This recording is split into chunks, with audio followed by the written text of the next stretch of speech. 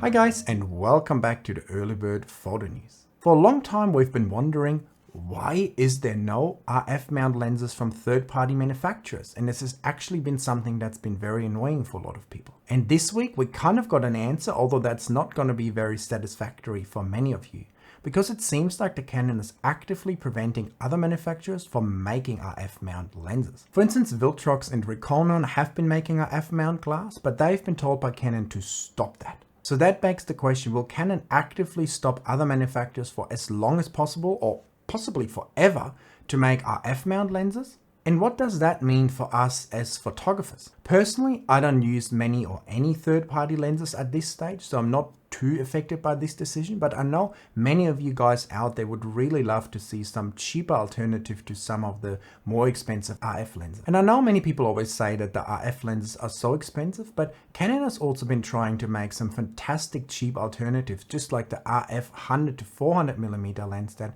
delivers an amazing image quality, fantastic image stabilization for just around $550 US. So there's definitely some great lenses at great prices to be had for the RF mount. But I know a lot of you guys would also love to see, for instance, some more wide angle, cheaper alternatives to the Canon lenses, because that's where the RF lineup is very expensive. And also some of those beloved zooms like 150 to 600 from Tamron or Sigma would be very much appreciated by many people who see it as a cheap alternative to like an RF 100 to 500, for instance. And while old EF lenses work flawlessly adapted to the R-mount cameras, you can't say the same about third-party manufacturers, because, for instance, those 150 to 600mm lenses from Tamron and Sigma show issues when adapted to like an R5, for instance. The autofocus is kind of pulsing and jumping at times, and the image stabilization also takes a big hit compared to more native glass. From Canon's perspective, I can totally understand this move, because why share your profits? You've spent all this money on research and development, and now someone else comes in and just tries to take a share of your profit, and there's no obvious benefit for you.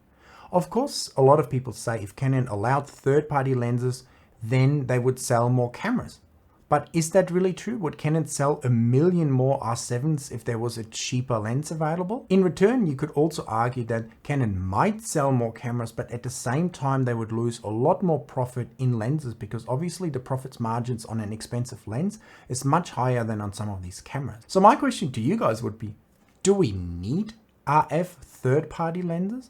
Or is that something that would be nice to have, but it's not really necessary?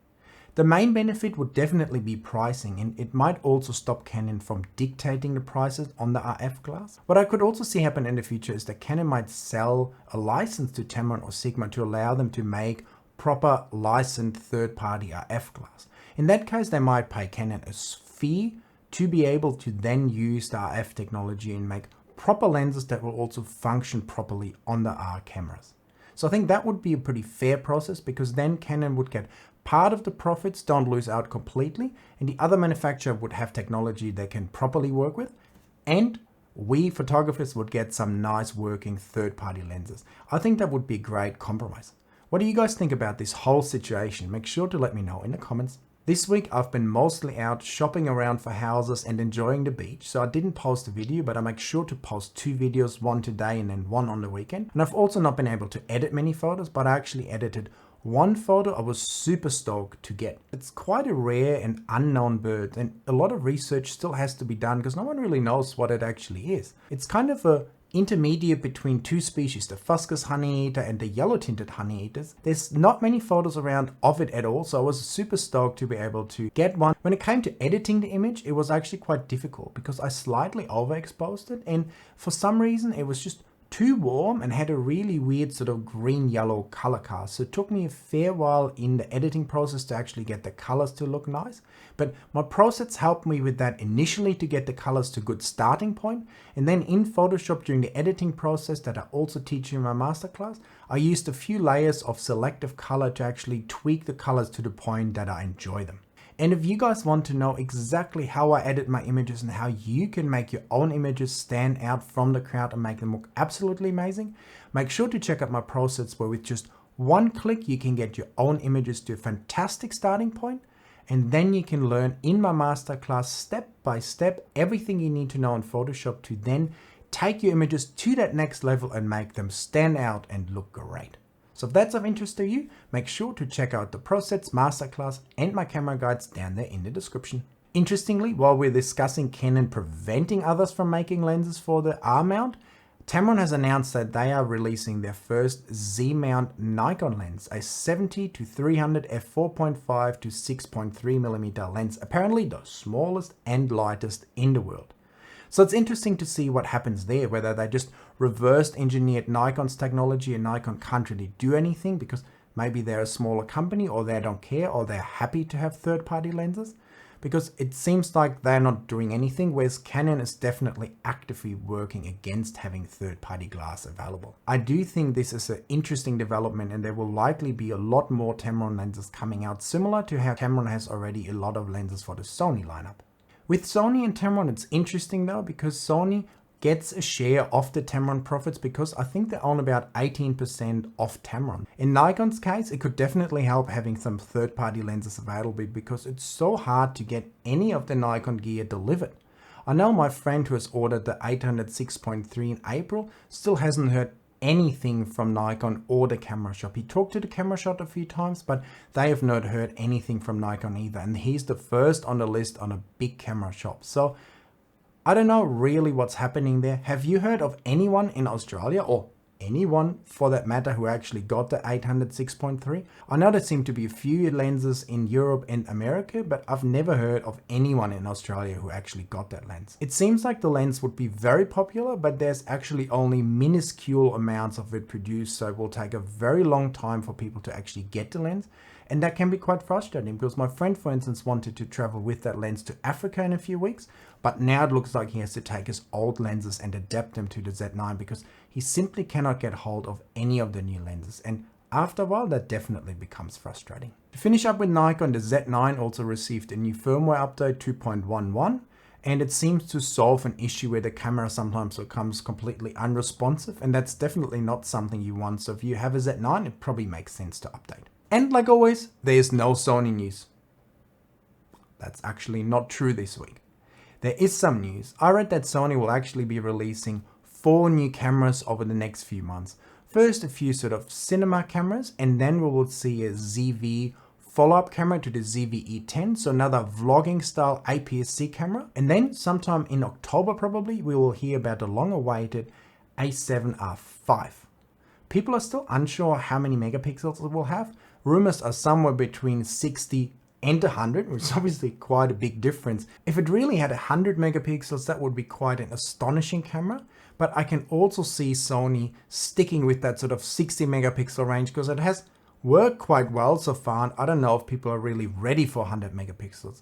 What do you reckon? Do you want to see 100 megapixel A7R5 or a sort of 60 megapixels A7R5 similar to the A7R4? I also read this week that Sony is still quite undecided what to do with their lineup of APS-C cameras.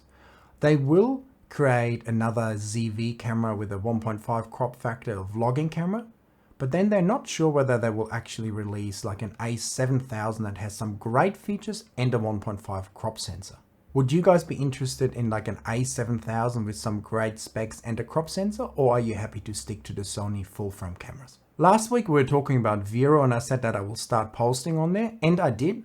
And I must admit, I like certain things, but overall, I still find it a little bit confusing. I didn't have a lot of followers to start with, but my images were still seen by a lot of people and got a lot of likes and comments from people that weren't following me. So there must be a way for people to actually find other people's posts. And obviously I talked about it on YouTube here as well, so I would have gained some followers from there. But overall, I still find it difficult to find other photographers' works that I'm not currently following. I know you can go through the hashtags to find photos from other people, but then you're always dependent on people actually using the hashtag that you're looking at. And the chances are that those hashtags will get quite crowded quite quickly, and that you will miss some people because they don't use the right hashtags or no hashtags at all. So while I like what Vero is doing, I kind of miss that explore page style that Instagram has, because whenever I want to see some new pictures from some new photographers, I can go onto the explore page and can easily kind of see those photos. So of course I have to get used more to the app as well, but At first glance, I feel like that's something that's missing. It will make it a bit harder long term to actually find new people easily. I also enjoy the chronological feed. The only thing I find a little bit annoying about a chronological feed with